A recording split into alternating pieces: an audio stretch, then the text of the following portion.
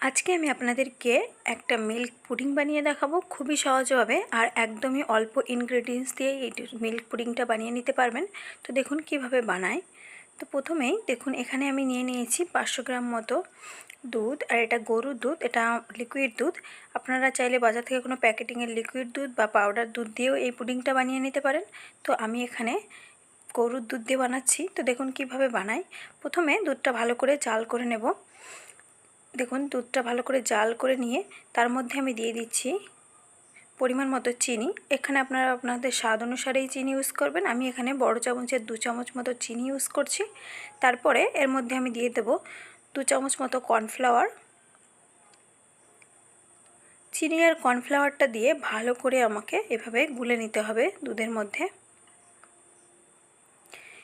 এটাকে আমি জালে বসানো আছে, একটু লো আঁচ করে দিয়েছি, দিয়ে এভাবে নাড়িয়ে নাড়িয়ে আমি বেশ খানিকক্ষণ টাইম নিয়ে প্রায় 5 থেকে 6 মিনিট মতো এইভাবে নাড়াতে হবে। তো দেখুন এরকম আস্তে আস্তে নাড়াতে নাড়াতে দেখবেন ডোটা একটু এরকম হয়ে যাবে, একটু গাঢ় হয়ে যাবে। আর অবশ্যই এটা জাল দেওয়ার সময় নাড়িয়ে যেতে হবে, নাহলে নিচে ধরে যেতে পারে।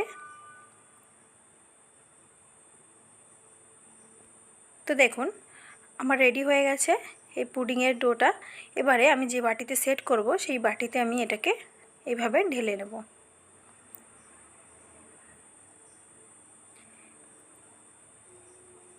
তো দেখুন বাটিতে আমার সেট হয়ে গেছে। আমি হাত দিয়ে একটু ভালো করে ড্যাব ড্যাব করে নেব।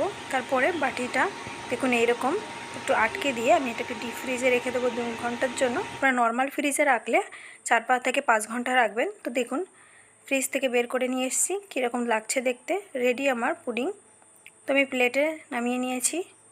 খুবই সহজ রেসিপি, খুব চটজলদি ঘরে বানিয়ে নিতে পারেন আর খুবই টেস্টি হয় এই পুডিংটা। যদি আমার ভিডিওটা ভালো লাগে অবশ্যই লাইক করে দেবেন আর আমার চ্যানেলটিকে সাবস্ক্রাইব করবেন। Thank you for watching.